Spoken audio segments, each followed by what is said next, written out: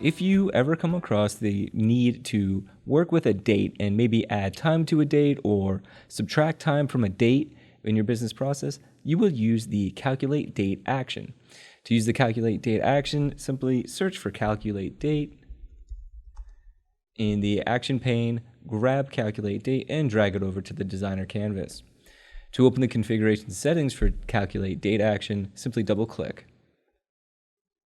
You'll find a few options here, such as the actual date you want to work with. Now, you can choose a value and where you can hard code a date, or if you choose to use the date in which the action is actually executed. Say you have a workflow and you have some approvals, so you don't know when the actual action will execute because you're basing it on someone coming in and actually touching the action to approve a task, or coming across and maybe moving a document, or a document gets updated or an item gets updated.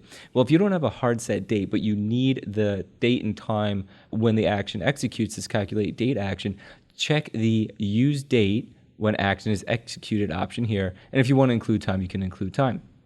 If you don't, if you want to use a preset value, such as an item property, simply select the drop down and choose list lookup.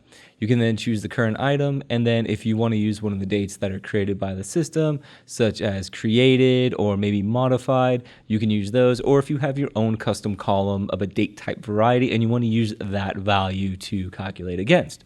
So after you choose that value, what you can then do is you can add time to it.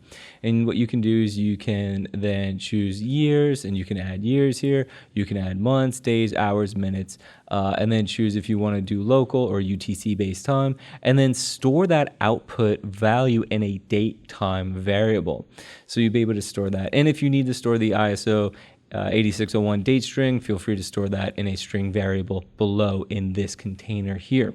And so that will allow you to collect the new updated date time value within your business process and use it elsewhere, maybe for other calculations, maybe run ifs if you need to make a decision if time has exceeded a certain amount. But this will allow you to work with dates and run calculations against them.